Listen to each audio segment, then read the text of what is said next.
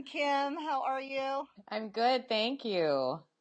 Try to position this. Am I okay in the screen? You are awesome. Hi, This is Pat. Kim. Um, so Kim, I just did let everyone know that you want to record this event, and so you can explain what your thoughts are on that. And so everybody's positioned where they're comfortable. I did also mention to them if they had a question and they wanted to be off camera that we would work that out as well. Okay, Okay. great. But I just want to read a little bit about you, Kim, from your book. Okay. Yeah. All right. So Kim has been a licensed marriage therapist for 30 years and is a certified Christian life coach. She is a sought-after speaker on the topics of parenting, building healthy relationships, self-care, and self-compassion. Kim loves helping people become equipped spiritually, emotionally, and intellectually with practical skills to live more effective and fulfilling lives. She and her husband Dave have been married for 37 years, ladies. Yay, congratulations. Hard to believe. And have two wonderful adult children. And in her spare time, Kim enjoys gardening, reading, scrapbooking, and spending time with family and friends. And this is the book that Kim has written, and we do have it available if you would like a copy over on our desk. But without further ado, I just want to welcome Kim and just hear her speak about self-compassion. Because ladies, I think we all might have had those moments where we're just a little hard on ourselves. Our worst critic, right? So Kim's going to give us some tips on how to deal with that. Kim, I am going to try the landscape feature again because for some reason it disappeared. There we go. All right. Welcome, Kim. We're glad to have you. Thank you. It's good to be here.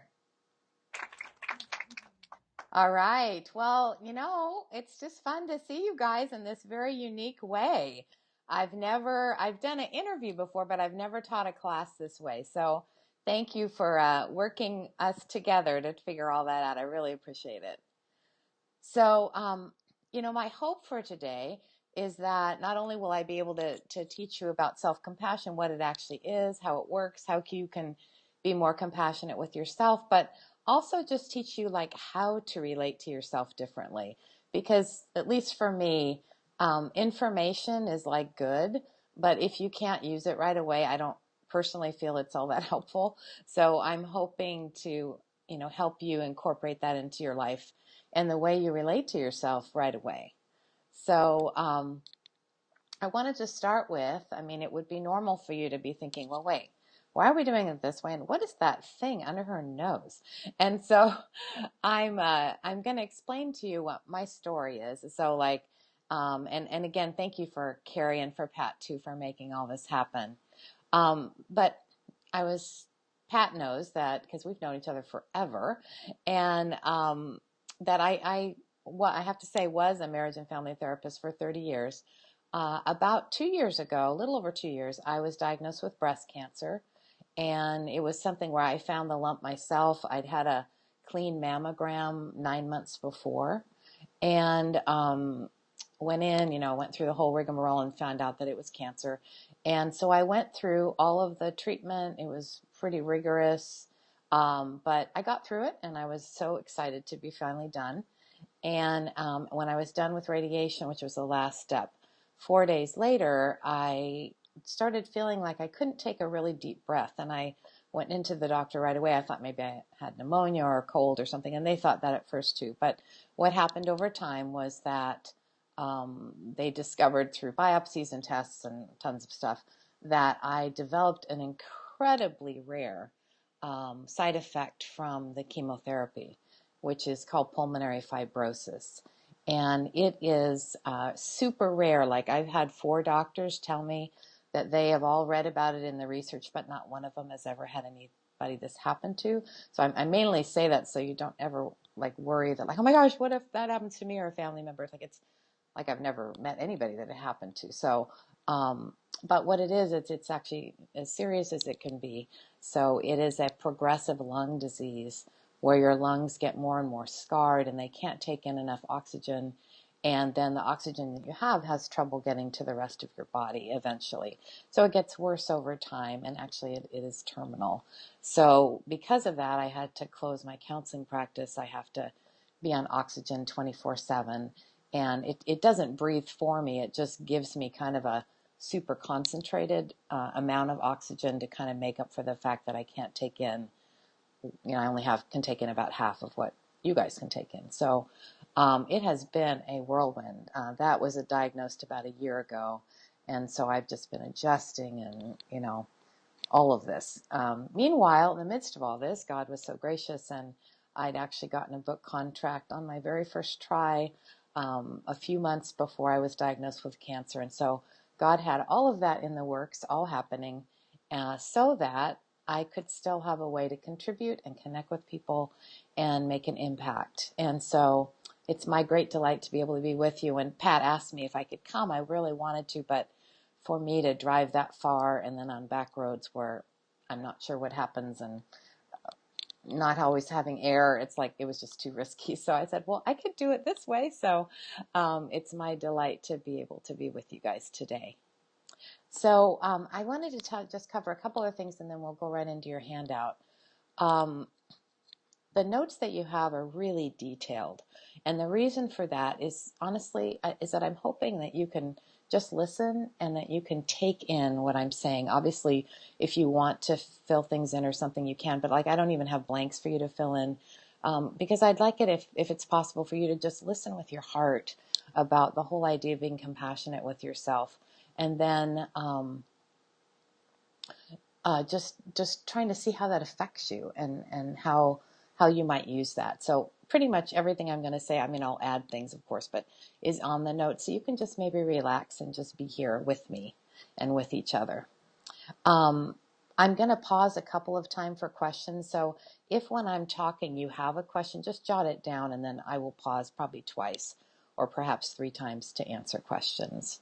And then the reason that I'm recording this, and I wanted to just explain it, is that over time, I'm not going to be able to do this. I won't be able to speak and things. And that time is not now, so that's really cool. But over time, that will happen. And so I'd like to have it recorded just so I can put it, honestly, on YouTube to hopefully help other moms with self-compassion. So that's the reason that I'm recording it, just to let you know. It's not like I really want to be on YouTube, but I'd like it to be there for other people too, and others of those in your group who couldn't be here as well. All right, so that's all my intro and my story. So as we get started, I just wanted to tell you, kind of my first point is, hey, you're normal, which is we all face really unique and special challenges with being compassionate with ourselves. Like hardly anybody knows how to do it, okay? Because most of us weren't taught, because our parents or people in our lives, they didn't know how to be compassionate with themselves either. And so you shouldn't know how. And if it all seems new and taking care of yourself and practicing self-care seems like, well, gosh, I don't know how to do this, well, then you're in the absolute majority. So we're all normal, okay? That's the first thing.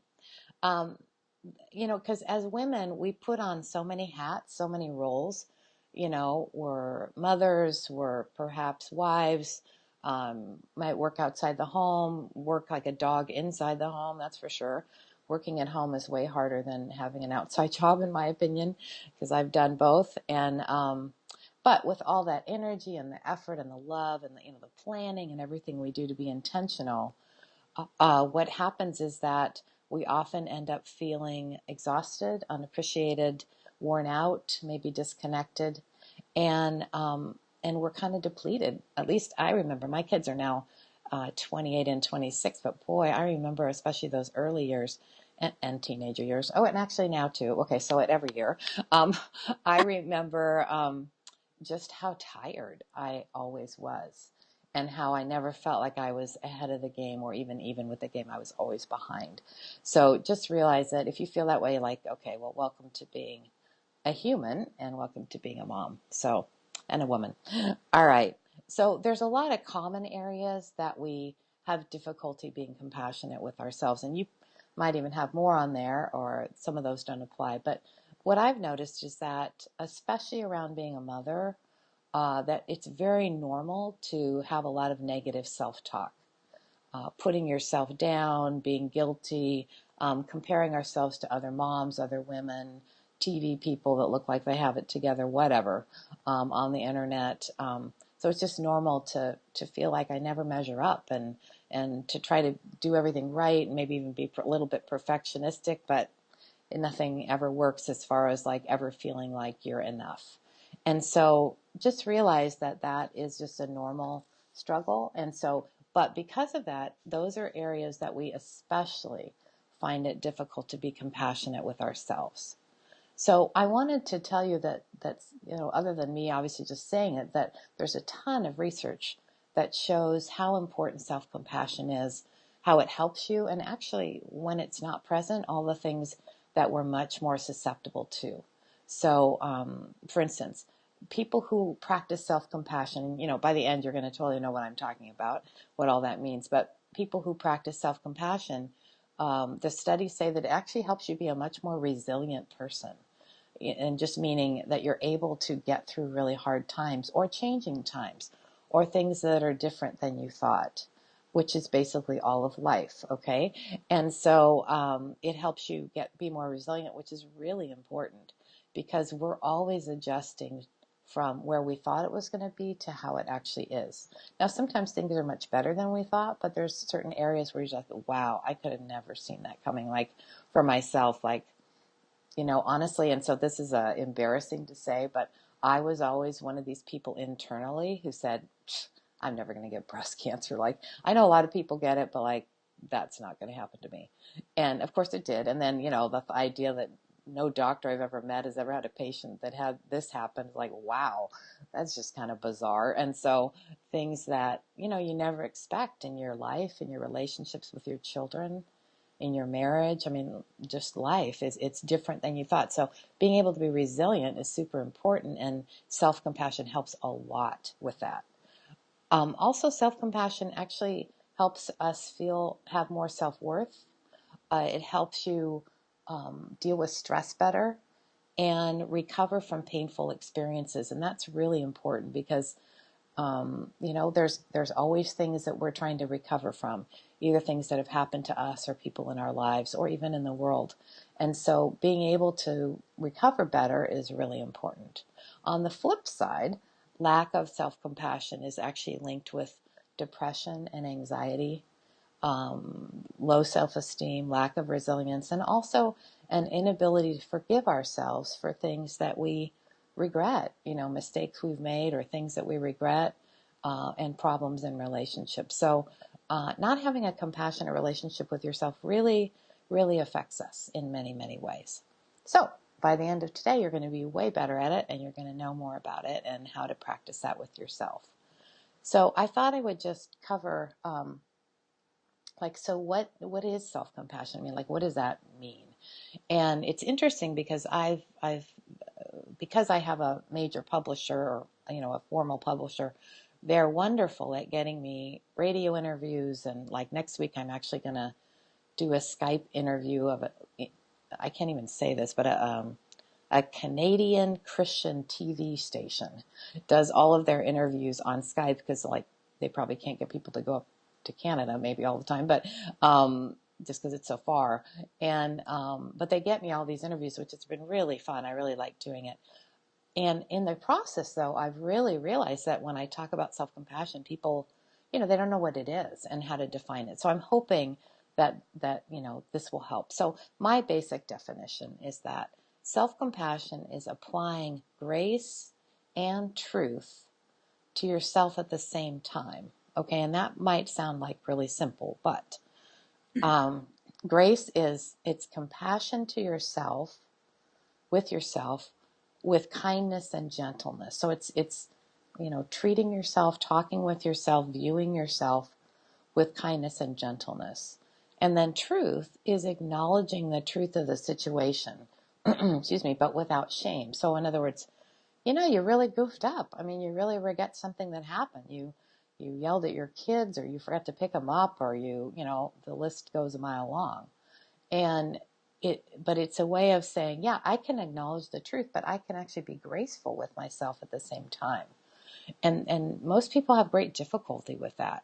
And so grace and truth together means that you acknowledge what happened without either minimizing it, so making it less than it was, or actually maximizing it like it was the worst thing in the world. It acknowledges it really in reality, but while at the same time applying compassion to yourself. So that's basically what self-compassion is. And we'll get into more examples and ways you can talk to yourself. But that simple explanation maybe can help you understand more what that's about. And so what tends to happen, though, is people tend to sort of camp, and nobody means to, right? None of us mean to, but we sort of tend to vacillate to one or the other. So for instance, if you're only a grace person, you will, say, God loves me and he understands, and no matter what I do, like I don't really have to worry about it because, like I'm cool with God. Okay. But then the person who's more the truth person will just completely, land on, I did this awful thing. I need to repent. How could I do it? Like, gosh, I'm a sinful person. And but they just camp in that. Okay. And they don't have both together. And unless you have both together, it's very difficult to actually get through things and forgive yourself and correct wrongs and all that kind of thing. So it's actually really, really important. Okay. The next part is that it's really important is that, is this even biblical? Like, what's the deal with that? And I've gotten a lot of questions about that. In fact, I just recently wrote an article addressing kind of the 7 major questions I've been getting on these interviews about what about this, what about that? And if you guys want it, I can send a copy to Carrie and Pat, and they can give it to you if you'd like. But it's important because if it's not biblical, that's not good, right? So I have my kind of main 2 sets of scriptures that I'm using. There's actually lots more, but and so I'm actually going to read that. Is that Mark 12:28-31 gives us very solid teaching on how to love our neighbor as ourself, and that's what that is basically saying. So I'm going to start with the beginning. So it says, one of the teachers of the law came and heard them debating. Noticing that Jesus had given them a good answer, he actually asked them, of all the commandments, which is the most important? The most important one, answered Jesus, is this. Hear, O Israel, the Lord our God, the Lord is one. Love the Lord your God with all your heart, and with all your soul, and with all your mind, and with all your strength. The second is this. Love your neighbor as yourself. There is no commandment greater than these. Now, it's very interesting to me that the person asked Jesus, what's the most important commandment?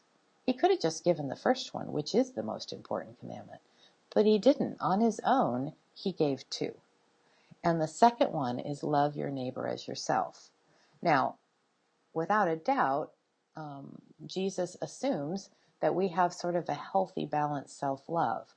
I mean, if we were to take that as, okay, love my neighbor as myself. All right.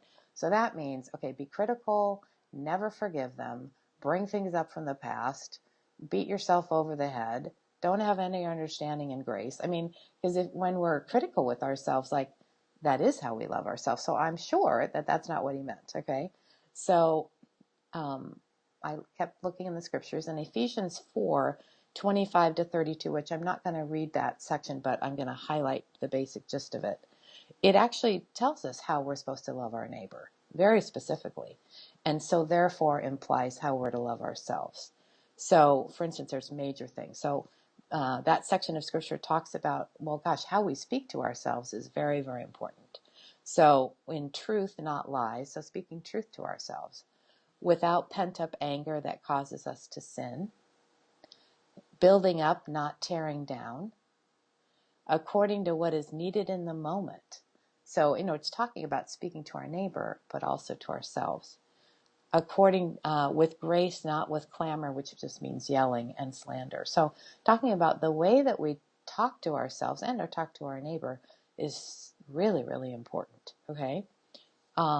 The next one is, well, how do we even view ourselves without bitterness, wrath, anger, and malice?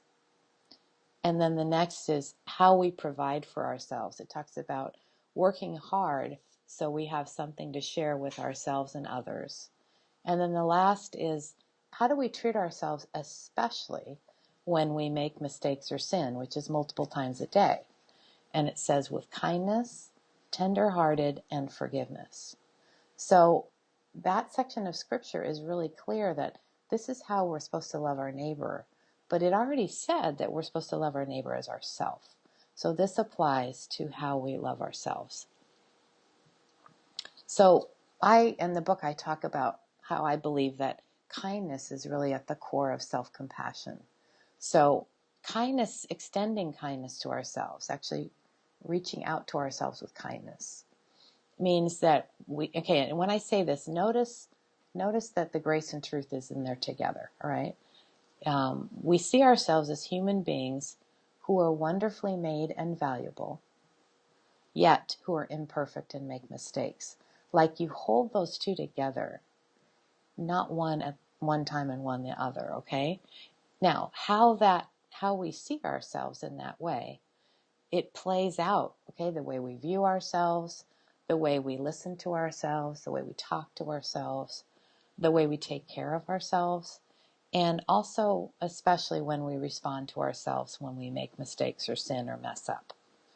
So that is just a very short, in the book has tons and tons of examples about self-compassion and much more in detail, but that is a basic gist of what is self-compassion.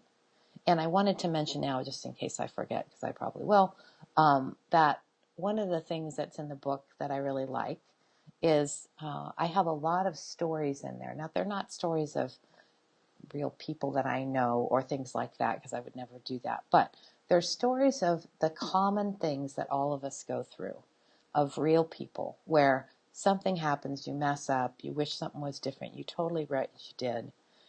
But instead of going down the critical voice inside, instead of being mean to ourselves, the person in the story is able to actually respond with compassion in very specific ways. And and you get to hear how they talk to themselves, how they were going to talk to themselves and how they do now. And all throughout the book, I have actual things you can say to yourself, okay? And the reason for that is, like, as a counselor, I often would talk to people and I would say, well, maybe you could be compassionate to yourself about that. What could you say? And without fail, I can't even count how many times I've heard this statement. I have no idea what to say to myself. And that is not because people are unwilling or because they're just saying that. It's because they don't know what to say to themselves, okay? So all throughout the book, I actually have actual things you can say because I don't know how we're supposed to know something that we don't know, okay? And so hopefully from today and other information that you will know how to treat yourselves with compassion. So I thought I would stop right here and just open it up to questions. If you have any questions just about the whole idea of self-compassion, what that is, just the gist of it, and then we'll go into, okay, so what do I do? So does anybody have any questions? You can ask off of you don't have to even move the camera.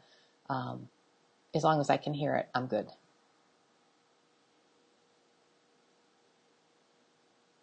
Anybody? Okay. Well, maybe I was that clear. Who knows? So we'll see. All righty. Well, let's move on to, we're starting on your handout on page 3, which is, okay, but I have no idea how to be compassionate with myself, which I would expect and is normal, okay? So when we haven't been taught to be compassionate or kind to ourselves, it's very common to think, like, that sounds great, that's really nice, but I could never treat myself in that kind of a positive and understanding way. I have no idea how to start. Or maybe you think, well, that applies to other people. I think so-and-so should really talk to themselves that way, but I don't think it applies to me.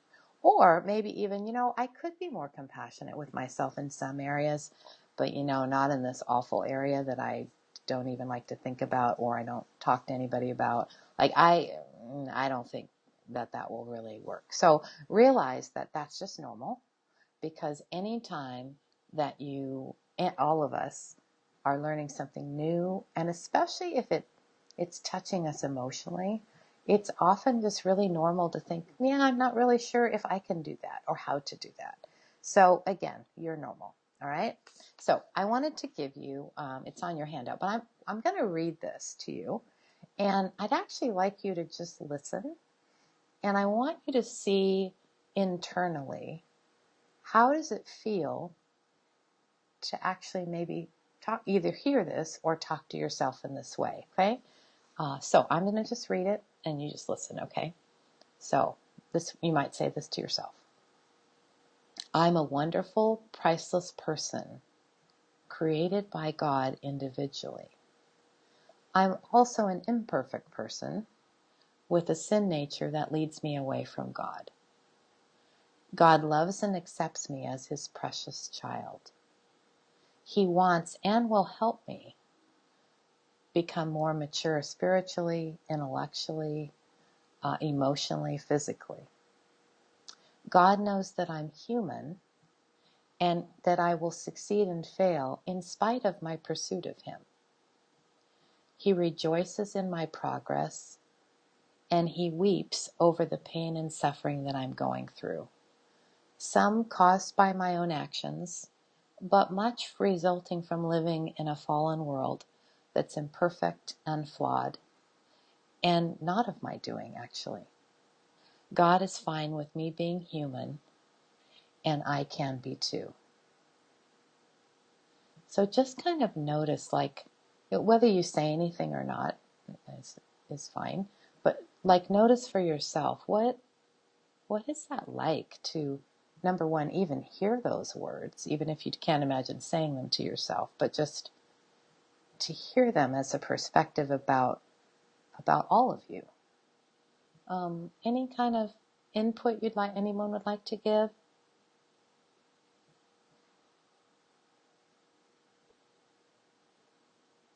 It's refreshing for sure. It's refreshing. Oh, good. Good. I'm glad. Refreshing is good. I think it's a positive way to look at yourself, and it brings light into understanding as a mother. So positive way brings light and understanding as a mother. Good. What else? That God is really for us. Yes. And not, looking down on us, but that he's right and he's for us. Mm-hmm. I like that. It's what a difference to think of God being for us and he's right with us. Good. Thank you. Anybody else?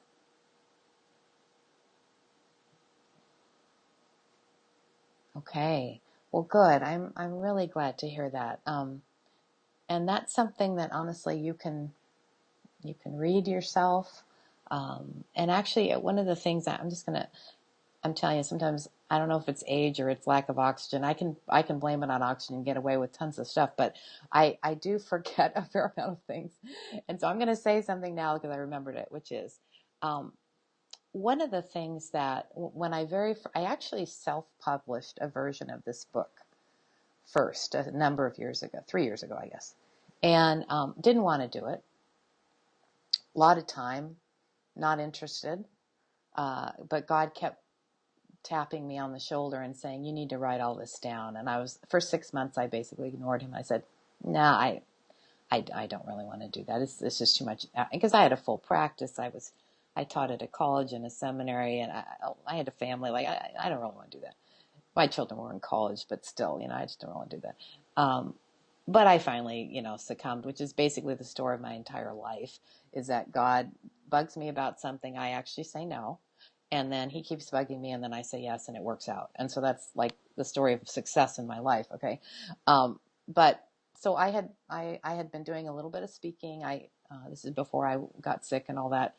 And I had 50 people, and I'm not kidding you because I actually counted, either send me an email or come up to me personally and say, because I would read these kind of things in the speaking, and they would say to me, do you have that recorded? And I'm like, no, I don't have that recorded. No, I just read it, After the 50th person, like this is how, God has to like work with me over and over.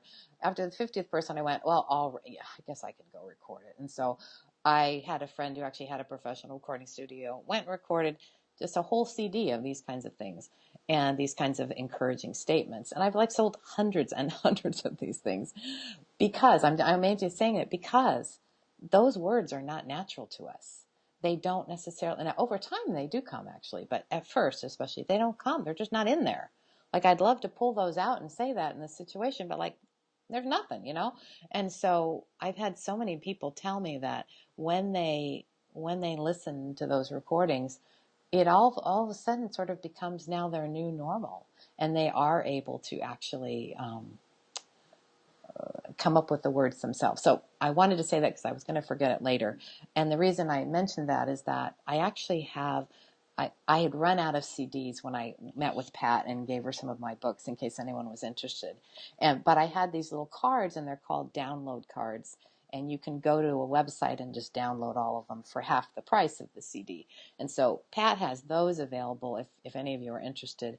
I have a physical CD now. Now I got them like a few days ago.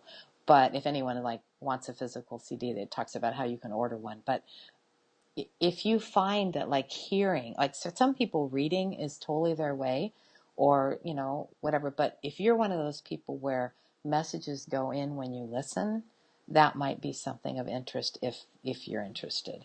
So I mainly just say that because it's just normal to not know what to say, okay? And but the good news is there's ways to find that out. Okay, so I'm going to read to you. It's in the book, but I thought it might be helpful as moms. So this is a self-compassion story for moms, and again, just kind of listen, okay? Think about, some of this is going to apply to you, some of it isn't, okay? But just think about it, okay? So Jane was just one person. She loved her children dearly, and she thanked God every day for them. At the same time, sometimes she wanted to run away and let somebody else figure out meals, laundry, homework, cleaning, and all of those never-ending questions. Right? They come, yeah. Like I used to always think, honestly, I'm diverging a little bit from the story, but I used to always think, giving my kids time out. I'm like, I would like a timeout. Like if I'm bad, could I go be by myself for like 5 minutes?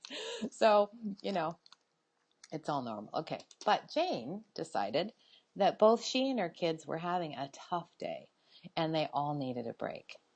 And so as she took a few slow, deep breaths to calm herself, she said to herself, you know what? It's normal for me to want a break and to want them to appreciate all I do for them.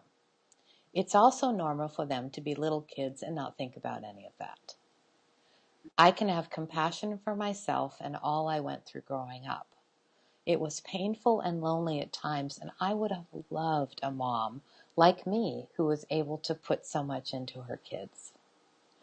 I will also have compassion for myself now that being a stay-at-home mom of 3 small children, I will remember that my children also deserve compassion for the normal frustrations they experience, as well as for sometimes dealing with a crabby mom. Okay, and so just the idea is that if we can have compassion for ourselves in the challenging moments, okay, and not just of being a mom, but of living in this world, of living with disappointments and money troubles and things turning out so differently from what we thought. If instead of like being harsh with ourselves about those things, we could actually be compassionate, it makes basically all the difference in the world. And actually, as I'm heading, so wait, let me just ask. So as you hear this story of Jane and kind of her normal feelings, right? And that story could be like a book in itself, all right? But as you think of that, of her acknowledging, you know what? I love doing what I'm doing. I'm grateful to have these children. I'm grateful to be at home with them, either full or part-time. But it is tiring and it is exhausting. And sometimes I want to run away, and sometimes I just want to like be by myself. But you know what? I'm going to have compassion for myself and also for my children. Because I would just say that growing up and living life is challenging. There's some incredibly wonderful things that are indescribable. But there are hard parts too. So what is it like to think about, as a mom, treating yourself with compassion? Anybody?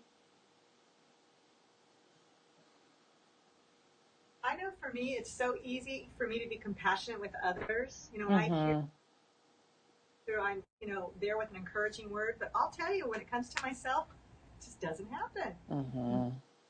That's a very normal thing. Frustrated or, that whole not measuring up, those just come so naturally.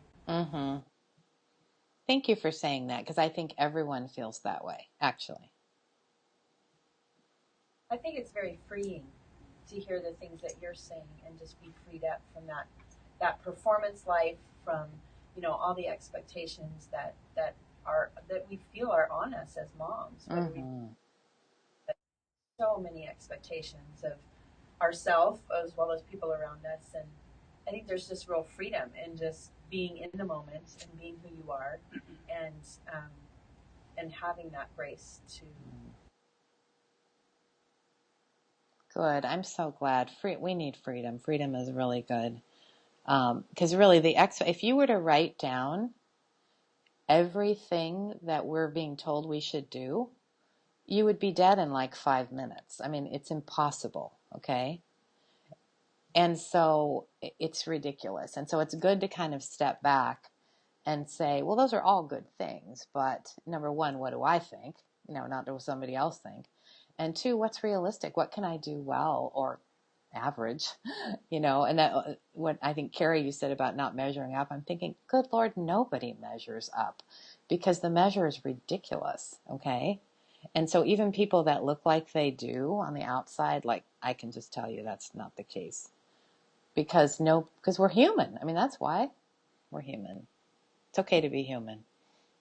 And you just said something too that I think stood out in my mind when you said about realizing that we may not do anything well. It might be a season where we just do everything okay. There's times where I've caught myself saying, "Man, I'm not doing anything good. Like everything I'm doing is halfway," But that's the reality, is that it's okay, that it's not great, or that it's not, the best that it can be, that there will be different seasons and different times, but that it's okay for it to just be okay. Oh, thank you for that. I love what you said about our children deserve compassion as well. And when we're treating ourselves compassionately, and knowing how hard the daily grind is sometimes. My kids are two very young kids. And to get through the end of the day sometimes.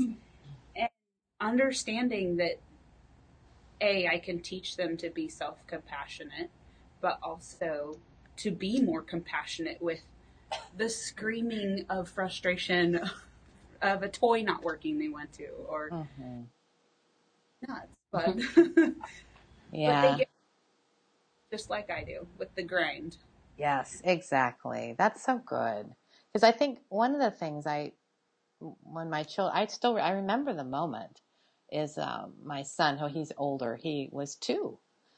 And I remembered thinking, wow, every day he's doing something new, like multiple new things.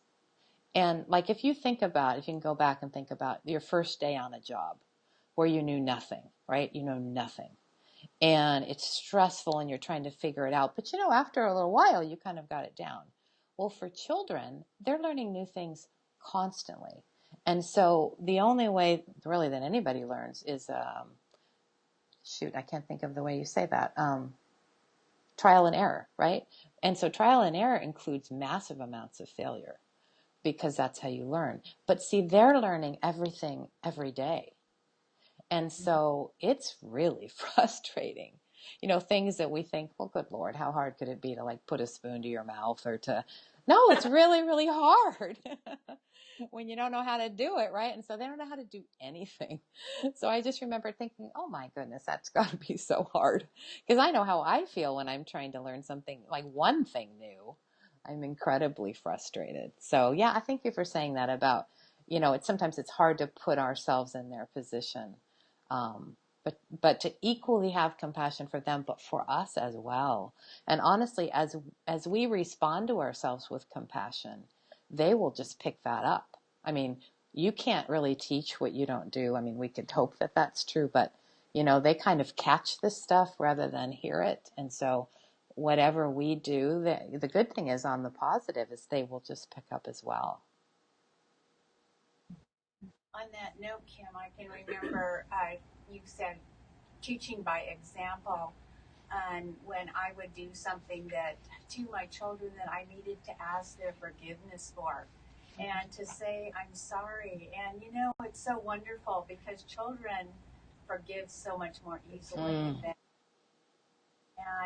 and by admitting I'm sorry and to love on them when I failed, if I lost my temper or got frustrated, they let it go. And those short accounts of being sorry taught them, and then they would say sorry too when they would take something from somebody who it wasn't called for or whatever.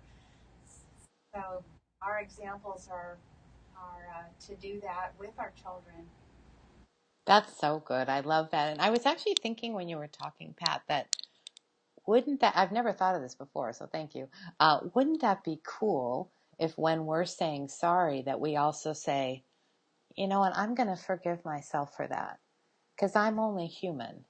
And I'm going to, I think part of the reason that I was so short was that I was trying to do too many things at once, or, I hardly got any sleep last night, or you're not writing it off as no big deal. You're actually acknowledging it, but being compassionate with yourself. Like, I can forgive myself too. Like, wouldn't that be incredible? And don't we feel like we're all trying to learn how to be a mother? I mean, just like what you were saying about the child learning new things every day. I think as mothers, we're learning how to be a mother. I think that's why we're here. That's why we try to read books. That's why we talk to our girlies. What do you do when a child does this or that? So we need to recognize. So every I'm sorry is I just learned this, and I'm going to do it better, differently next time with all my might.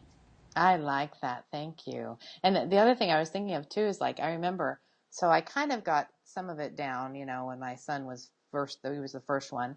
And then I had our daughter like 17 months later. It's like, well, dang, now I got to figure out how to do a girl, but then I got to figure out how to do two at once. And then, and even if you feel like, well, okay, I kind of understand now. It's like, well, this next child's completely different, right? So now, like we're learning constantly. Everything is different. And so, to be compassionate about that for ourselves as well. I love that. Thank you. Constantly through different stages. Mm-hmm. Exactly. Through different stage. I'm sorry, I couldn't quite hear that part. Oh, just when you think you have something as a mother mastered, the child is in a new developmental stage. I know. So just never master it. Yeah, that's pretty much it. So there you go. And the key is being okay with that. Because I wanted to tell you guys one thing, you will love this. So there's a ton of research, I mean, like 50 years of research, that says that actually parents do not have to be even remotely close to being perfect. And they actually have a term. I mean, if you look this up in Google, it will come up. The good enough mother or the good enough parent. And they actually say that you only have to be like in the 60% range to be, seriously, to be good enough that your children will basically turn out okay. I mean, like, everybody's got problems, right? But like that's encouraging. It is encouraging. I'm going to say too, when it comes to our kids and like asking forgiveness, that I think the other thing that I found in my kids is that it frees them up to make mistakes. They see me acknowledging mine. Yes. So they to be kids and aren't afraid to come when they've made a mistake or they don't get prideful in acknowledging that there's a mistake that's been made. Mm-hmm. Yeah, excellent. Thank you. Okay, well, I just all of a sudden looked at the time, so I want to make sure I don't go too over. I'm going to go now to page 4, and I just wanted to just throw this in there a little bit, is we have a special challenge of being compassionate with ourselves during tough time. And so just the main thing is when you're going through a really tough time, and you determine what that is, okay? Be kind to yourself. In fact, I wanted to let you know that when I very first got my diagnosis of cancer, first was just shock and like, oh my gosh, is, that. But right after that, like within about 5 minutes, actually, I said to myself, you know what? I'm going to be a really good friend to myself during this time. And so if you could think about that of like, I could either be like really critical or mean to myself or ignore myself, or I could be a really good friend. So I would encourage you as you're going through tough times. So honestly, whether you had a part in what's going on or not, treating yourself with compassion and kindness is extremely important. So, if we add on, whether you're going through a horrible time and you add on shame and condemnation and all that, like it's just like a million times worse, okay? So I just have a couple of things there. Give yourself permission to, and this applies to mothering, okay? To not know what you're doing, all right? To learn how to navigate this new life change. Realize, like, I have to learn how to do that, okay? I don't know how to do that. Let yourself have mixed feelings, even if something's positive. I mean, seriously, you have this new second child, third child, fourth child, whatever it is, and you think, gosh, what a blessing from the Lord. And then like, oh my gosh, I had no idea how much work this would be, right? So like, let yourself have mixed feelings, even over something positive. Let yourself feel resentment and anger and hurt and sadness about whatever the life changes. Not as your forever stance, right? But going through difficult times involves grieving, it involves adjusting, it involves reality, and a lot of feelings that are normal are there. And I talk a ton about emotions in the book and being compassionate to yourself with your emotions. But realize that's just a normal part of working things through. And then take time to gather information, talk to other people for help. Seek help as you're navigating what is new, because there's no way you should know how to do any of this, whatever it is. And then I think I would say no to the inner critic inside. And like I actually wrote out like something I might say to myself, like, you know what, I'm going through a really hard time. I'm not going to criticize myself, even though that might be my first response. Like sometimes in my mind, and sometimes if I'm by myself, I actually do it in real life. I actually put my hand up and go, no, I'm not doing that. I'm not going to treat myself in that negative way. Now, maybe I don't know what to say, but I'm not going to be negative to myself. So here's some kind words you might say, though, is, you know what, I'm overwhelmed right now, and with good reason. I've never been through this before. I'll figure out how to do this new, challenge, whatever it is, a piece at a time, not all at once. I'm not supposed to know how to handle something I've never been through before. Nobody does. I'll look for whatever little bits of encouragement and support I can see. I'll ask God and others for help and look for unexpected answers.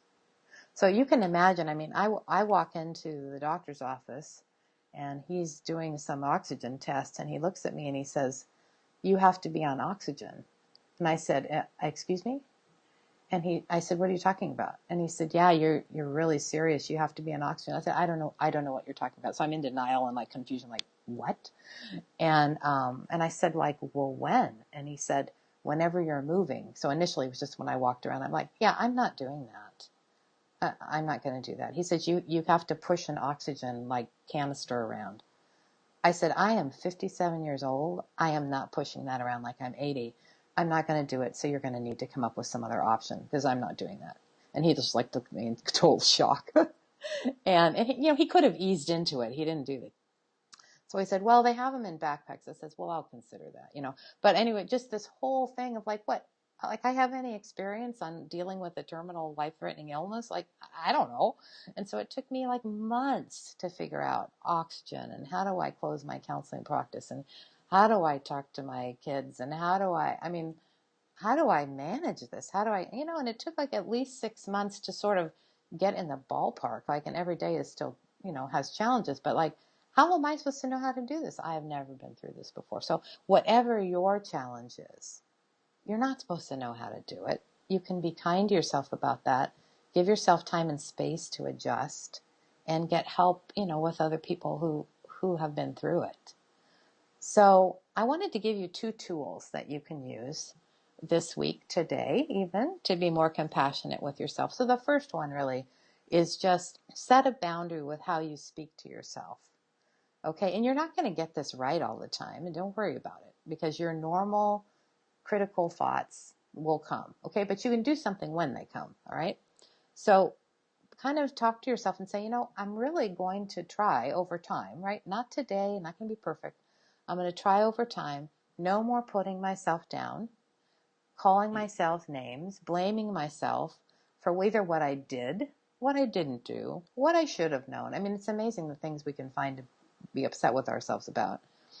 And so maybe say, I'm not going to speak to myself in this way anymore. I don't know quite how to be compassionate with myself, but for now I'm going to stop talking to myself this way.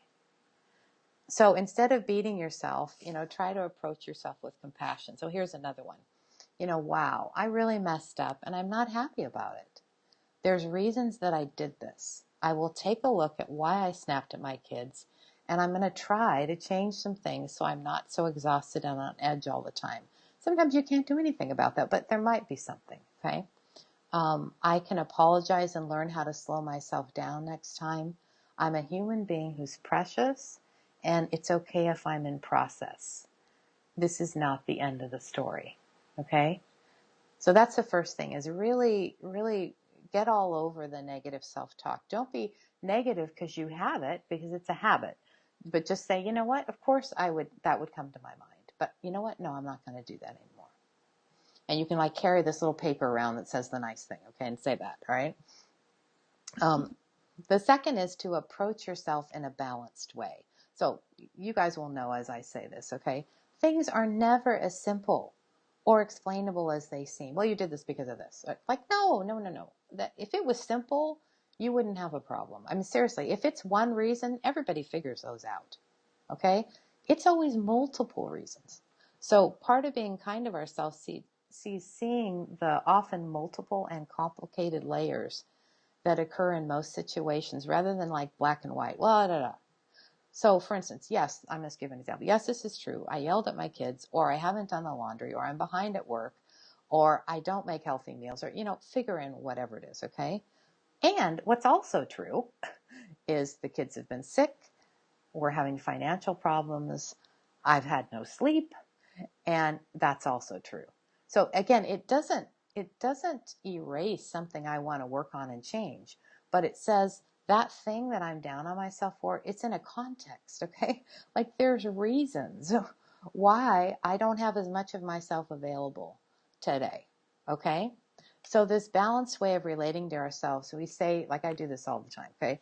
We say something, I call it on the one hand, on the other hand, okay? Which just says, I'm going to use kind of the same example. So on the one hand, I did yell at the kids.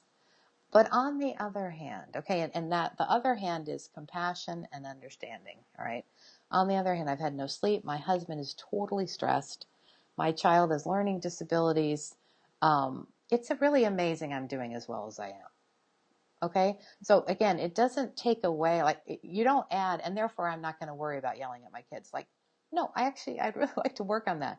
But I'm not going to think of that as just I don't care and I'm an awful mother and this is why I do this. It's no. There's a context for why I'm struggling. And one of you said earlier, it's amazing. This is a season of life where I just kind of do everything just barely good enough. And my children are alive, or they're, they are going to school. I do get up in the morning. There's seasons of life where it's okay to do everything okay and not the very best it could be. Because seriously, nobody does that. All right. So as you're kind of thinking about applying what you've learned, part of it is you're listening and you're thinking, that is just a much more balanced and compassionate way to respond to life, to being a mother, to just, life, really. So this is just for you, and I don't know if you'll discuss them or if it's just for you to ponder yourself, but these would be 3 important questions, which would be, what did you learn that impacted your heart today? Okay, information is great. It's all good. Okay, but people change because their hearts are impacted. All right. So what did you learn that impacted your heart? The second one is, what's one thing you could do this week to be more compassionate with yourself? And then the third is, what is your heart longing to hear? Okay, this is different from you right now. Okay. It's always so easy, and it's very normal to think, I wish my husband or my friend or my Bible study leader or my whoever would say this to me. Okay. And it's fine to want. That's all good. But that is actually part of it. Okay. The more important part, at least as far as yourself goes, is, what am I longing to hear from me right now? That is what's really crucial.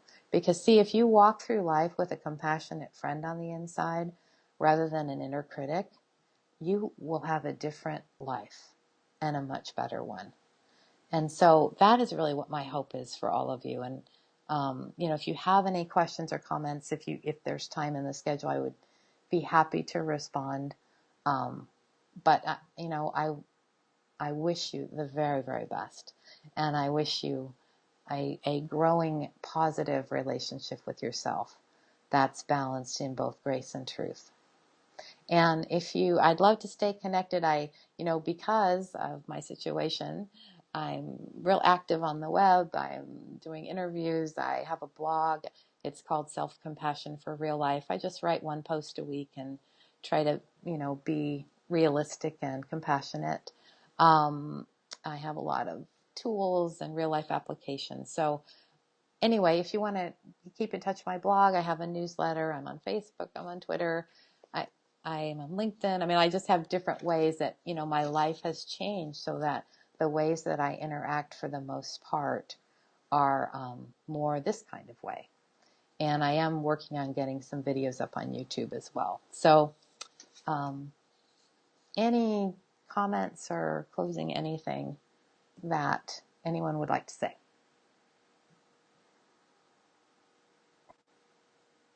Well, Kim, I just want to say thank you so much for your encouragement, and with the ways that you've empowered all of us. I just thinking for sure that we've all gained some nugget that we can take home, and that will just give us a better opportunity at solving problems and being kind to ourselves. So thank you. I know there were a lot of new things that I heard for the first time. And it encouraging. So thank you. And also I want to thank you for these great little favors. Kim actually put these together for you, ladies. So at your there is a favor, and so please enjoy that. And thank you so much. You're very welcome. Thanks to all for working with me in this very unique way. It's really actually been fun. I hope I can do more of it. And thanks. I thought it was great. What'd you think, ladies? Yes. This was the first time we've done this as well, and I thought it worked great. Yay. Well, good.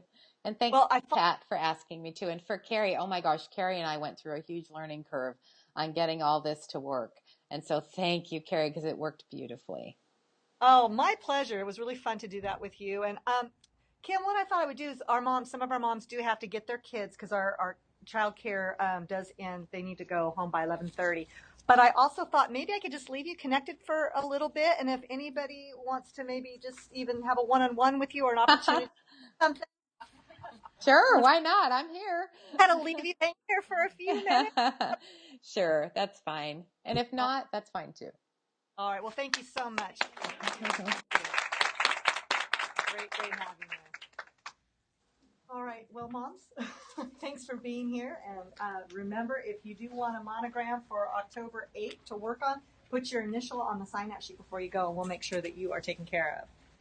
All right. I have a question. All right. I can relate to this. You have obviously dealt with some huge changes and adjustments in your life recently. I have too. I'm definitely not dealing with life-threatening illnesses, though. And struggled with the disappointment of the change. Not resentment, but maybe, sorry for the tears. How do you feel like you moved through that? Because Yeah, it's a great question. So honestly, I let myself feel. Okay. And so I cry a lot. And not all the time. It's a lot more in the beginning. Like things would just hit me like, oh my gosh, I can't do this anymore, or I'm going to miss out on this, or whatever the thing was, is it, the change brings an enormous amount of grief. And so, but grief is good, because grief is the way that God helps us get through things like this. Grief helps you get from one point to the other. If you suppress grief, or you just don't know how to grieve, which really our society is like, just suck it up and don't tell anybody and go, maybe go home and cry in your bathroom, but certainly don't cry with anybody else or whatever. Like our society is actually pretty poor at grief. But if I let grief be there, which grief is all kinds of things. It's anger, it's denial, it's bargaining, like, well, maybe if I do this truth is not here. It's, it's definitely lots of sadness. But then as you work through it, there is an acceptance that can come. And it's not a one-time thing. I mean, it's cycles of it. So I let myself feel bad, and then it kind of cleanses me. So if I cry about something and I just let myself, and then I'm compassionate with myself. Like this is not a huge thing, but in the beginning I was on this other kind of medication that made me retain a ton of water, and the one I'm on still does a little, but the other one was a lot, and my feet were just swollen. And one day I was sitting at home with my feet up, and I looked down at my ankles, and they were just hideous, honestly. And I just looked down and I went, poor me, this is so hard. And my husband went, did you just say poor me? And I said, yes, I did. This is very hard to go through. It's really difficult. I can't wear my shoes. I mean, like, and I cried for a little bit, and then I just felt better. And so the combination for me of letting myself feel and have grief with compassion, and then of course with support from family and friends, and from clinging to God, and for me having a trust that there's just this bigger picture that I can't see, and honestly I don't think I will see till I'm in heaven. And it's actually okay with me, because it's not really mine to decide. And my part is letting myself grieve so that I can enjoy what's here now. So like I always feel like, but I have now. And I know that it will get worse later, but I have now. And there's all these blessings that are actually happening in the moment too. And so I think just, the biggest is letting yourself grieve with self-compassion and support, and clinging to God has really been what's helped me a lot. Thank you. You're welcome. Thanks for sharing that. I gotta go get my babies, but All right. thank you. Are you okay if I leave this on the video? Yes. Okay. Thank you. It's real important what you just said. Yeah, thank you. You're welcome. I know, I hate that I'm now an expert on this. I really don't like that, but I may as well share it. Thank you for being so compassionate. You're welcome. It's really good to see all of you. Really good to see you too, Kim. Yeah, I'm so glad my girlfriends here could hear you today. Yeah, really. And you know what? Once I get, you asked me about YouTube and all that. Once I get it up, I'll send you the link. And see, that's a learning curve. Like I need to figure out how to do that. So I'll send you the link, and then people can just watch it that way. Right. I'll be talking to you soon. All right. Thank you, Pat. Thank you, Carrie. Thank you. You're very welcome. All right. I'm going to click off, I think. Okay, Kim. Thank you so much. Bye. You know what? Can I?